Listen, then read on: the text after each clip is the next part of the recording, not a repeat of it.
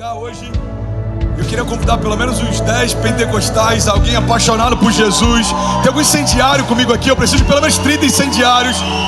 Eu queria fazer um convite. Quando a palavra tocar você, fica de pé no teu lugar, celebra. Celebra, irmão. Tem alguém que nunca viu alguém queimando por Jesus e vai aprender a queimar vendo você. Você está comigo? Diga amém. A gente tem que ter esse ambiente de preservação e celebração da glória e da presença, que faça com que o inferno se constranja com a alegria que nós temos no nosso Salvador. Você está comigo? Diga amém. Eu quero pregar sobre um Deus que nos surpreende. O tema da mensagem de hoje é: Deus está pronto para nos surpreender. Não tem ninguém que quer ser surpreendido, não. Deixa eu pregar para esse lado. Deus está pronto para nos surpreender. Alguém crê nisso? E sabe o que é melhor?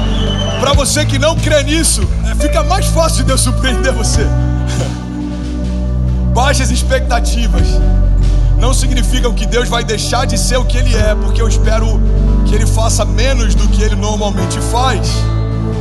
Deus não é do tamanho da minha fé, mas o que eu vou viver faz com que eu tenha uma experiência que é proporcional ao que Deus está sempre pronto para fazer. André, eu não entendi, ficou confuso, eu vou te explicar. Deus é o Deus do impossível, é o Deus do sobrenatural, é o Deus que ressuscita mortos, é o Deus que cura enfermos, é o Deus que liberta cativos, é o Deus que provê no tempo da crise, é o Deus que prospera mesmo quando todo mundo diz que não. Isso é quem Ele é.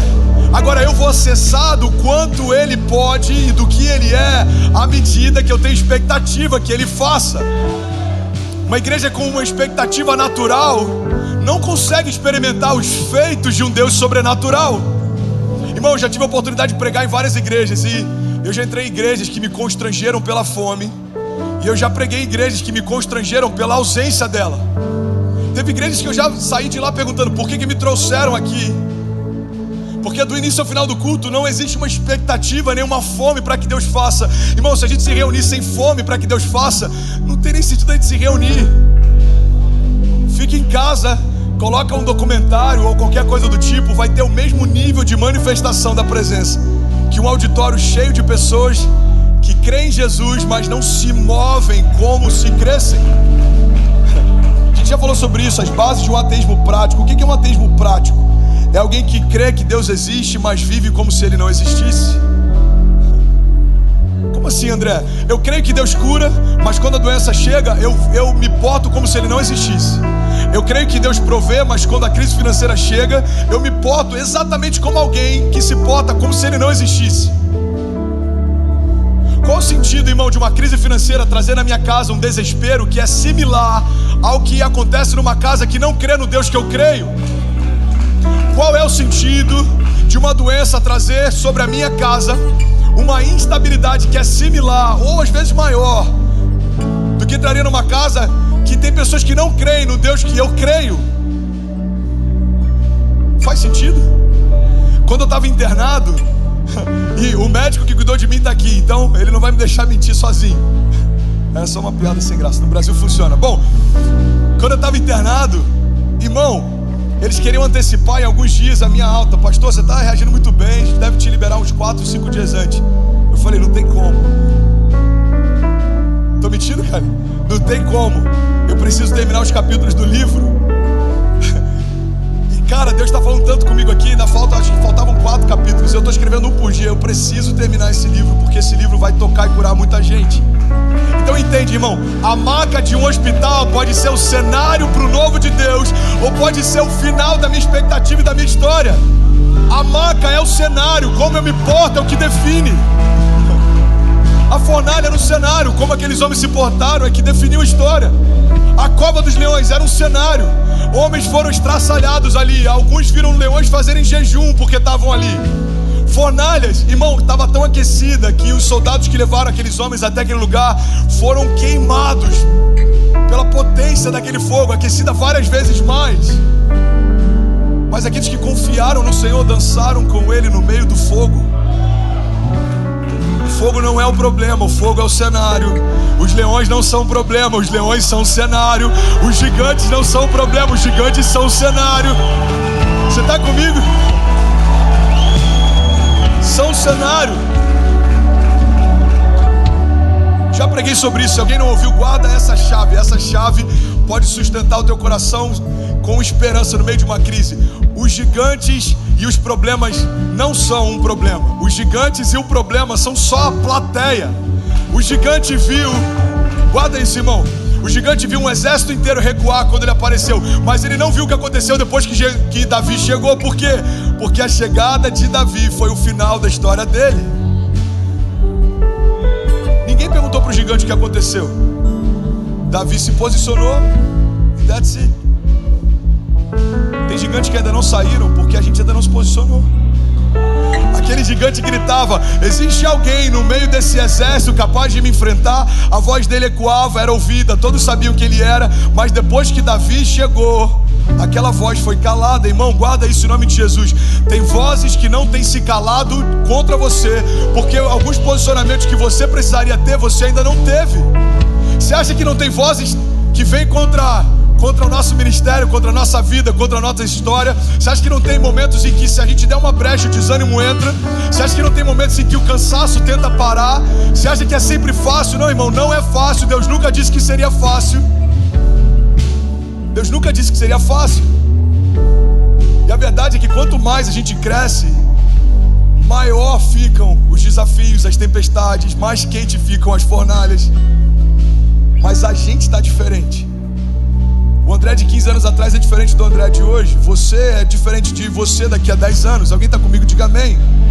Então o tema da mensagem de hoje é: Deus está pronto para nos surpreender. Você pode declarar isso? Diga: eu creio que Deus está pronto para nos surpreender. Salmos 125 diz: os que confiam no Senhor são como o monte de Sião, não se pode abalar, mas permanece para sempre. Como os montes cercam Jerusalém, assim o Senhor protege o seu povo desde agora e para sempre. Sabe o que eu acho interessante? A Bíblia diz que aqueles que confiam no Senhor não se pode abalar. Guarda isso, irmão. Você está comigo? Aqueles que confiam no Senhor são como os montes de Sião, que não se pode abalar. Mas não significa que o inferno não tente abalar.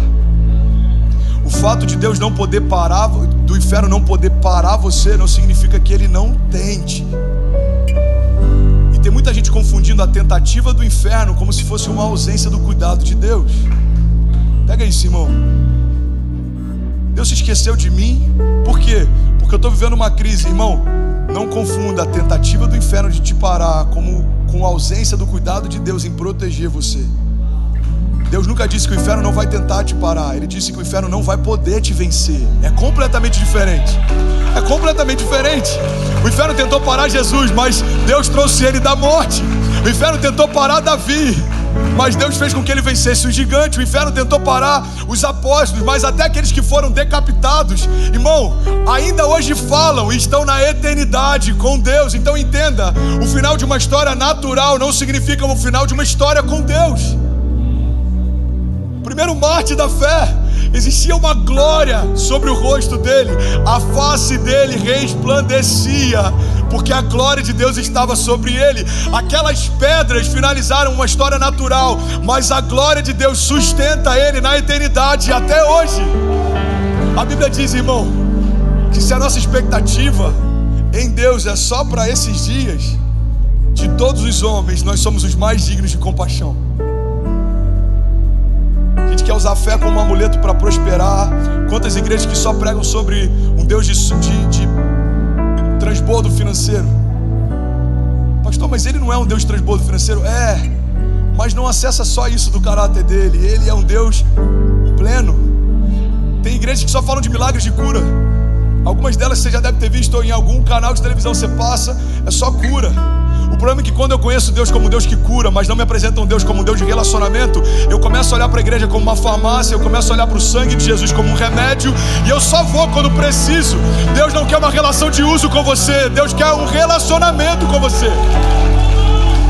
Eu tô doente, eu vou naquela igreja, lá tem cura. Eu tô falido, eu vou naquela outra igreja, lá eles têm uma campanha de empresários, tem muita gente que prosperou quando foi lá.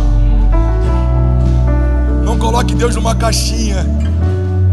Ele é o Deus que cura, que restaura, que salva, que liberta, que prospera, que transforma, que nos guarda, que provê. E aqueles que confiam nele são como os montes de Sião. Romanos 5,5 diz: e a esperança não nos decepciona. Você pode declarar isso? Diga: a esperança não me decepciona. A minha fé não está firmada em homens nem em circunstâncias. Minha fé está firmada num Deus que é inabalável. Sabe uma coisa interessante? Eu queria compartilhar isso com você,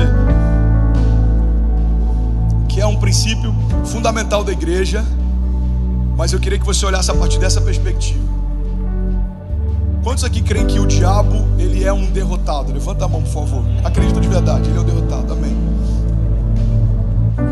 Irmão, o problema é que às vezes a gente está esperando que Jesus vença algumas coisas que a gente está enfrentando, quando na verdade a gente só precisava trazer a memória que Jesus já venceu até aquilo que a gente ainda vai enfrentar. Então pega isso.